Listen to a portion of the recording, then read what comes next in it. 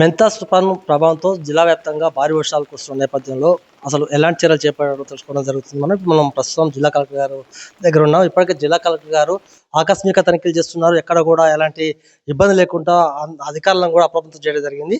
ఇంకా ముందుకు ఏ విధంగా పోతున్నారు వారు మాట తెలుసుకుంటాం. సార్ నమస్తే సార్.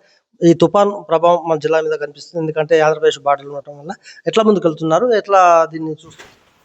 ప్రత్యేకంగా ఈ తుఫాన్ అలర్ట్ జారీ చేసిన తర్వాతనే మనం అధికారులకు అందరికీ అలర్ట్ ఇవ్వడం జరిగింది. ప్రత్యేకంగా ప్యాడీ సంబంధించి మనకి కటింగ్ సీజన్ స్టార్ట్ అయింది కాబట్టి అక్కడ ఉన్న కళ్ళలో ఉన్న ప్యాడీ మొత్తం కవర్ చేసి ప్రాపర్గా పెట్టుకోమని మనం కమ్యూనికేట్ చేసి రైతులకు కూడా ప్యాడీ ప్రొక్యూర్మెంట్ సెంటర్లో ఉన్న సిబ్బందులకి అధికారులకి తెలియజేసి అది ఎన్షూర్ చేయడం జరిగింది. అదేవిధంగా ఈ హెవీ రెయిన్స్ మనకి నిన్న ఈవినింగ్ నైట్ నుంచి ఎక్కువ రావడం మొదలైంది.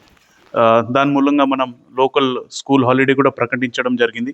అధికారులు అందరూ revenue department, police department, Panchayati Raj సిబ్బంది, మున్సిపల్ సిబ్బంది, ఇరిగేషన్ డిపార్ట్మెంట్ వాళ్ళ అందరికీ అప్రమత్తంగా చేసి ఎక్కడైతే వర్షాలు ఉన్నాయో ఆ ప్రాంతంలో ప్రత్యేకంగా విజిట్ చేసి అప్రమత్తంగా ఉండమని చెప్పి ఉన్నాము.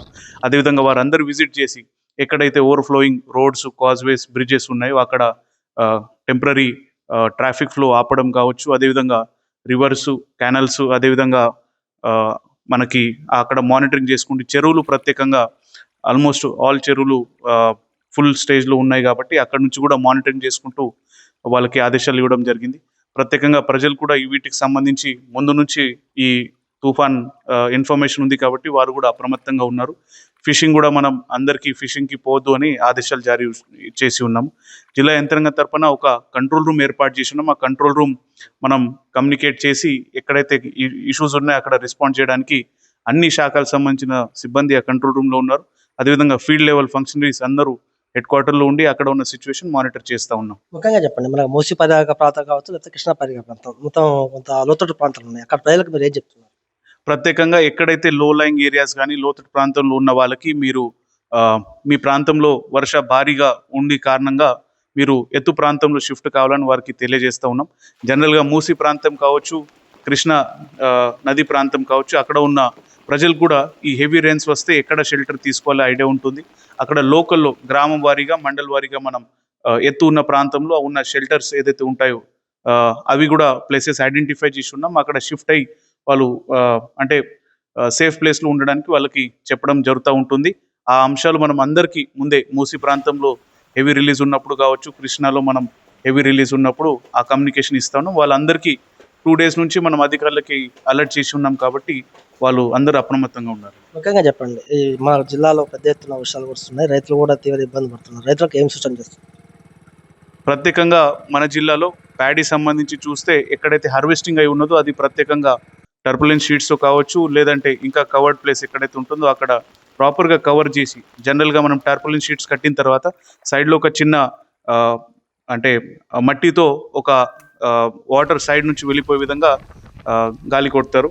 అది ఆ విధంగా వాళ్ళు చేసుకోవాలని మనం ప్యాడీ ప్రొక్యూర్మెంట్ సెంటర్లో ఉన్న ప్రతి సిబ్బందికి మీటింగ్ తీసుకొని మా అధికారులు ఫీల్డ్ విజిట్ చేసి నిన్న మార్నింగ్ నుంచి వాళ్ళకి ఇది కమ్యూనికేట్ చేయడం జరిగింది. మీరు అంటే ప్రత్యేకంగా రైతులు కూడా ఆ విషయంలో సహకరిస్తూ అది చేస్తూ ఉన్నారు. అదేవిధంగా హార్వెస్టింగ్ విషయం అంటే ఎక్కడైతే కాని సందర్భంలో 2 days నుంచి వర్షం ఎక్కువ ఉంటుంది కాబట్టి హార్వెస్టింగ్ ఒక 2 days హోల్డ్ చేయాలని చెప్పడం జరిగి ఉన్నాం.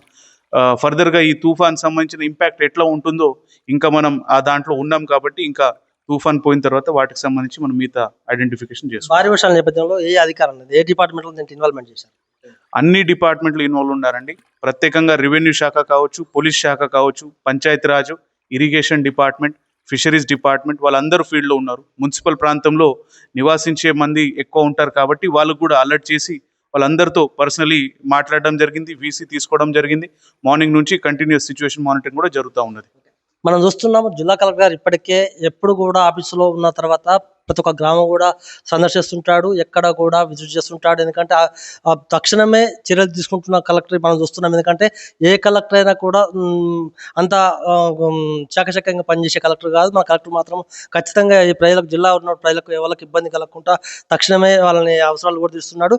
ఈ తుఫాను నేపథ్యంలో మాత్రం పెద్ద ఎత్తున కూడా అధికారులను కూడా అప్రమత్తం చేయడం జరిగింది. ఇంకా 2-3 రోజులు వచ్చే భారీ వర్షాల నేపథ్యంలో కూడా ఖచ్చితంగా ఎలాంటి చర్యలు తీసుకోవాలని కూడా చర్యలు తీసుకుంటే సిద్ధంగా ఉన్నారు. ఖచ్చితంగా ప్రజలు మాత్రం అప్రమత్తంగా ఉండాలని కూడా జిల్లా కలెక్టర్ గారు ప్రజలకు సందేశం ఇస్తున్నారు.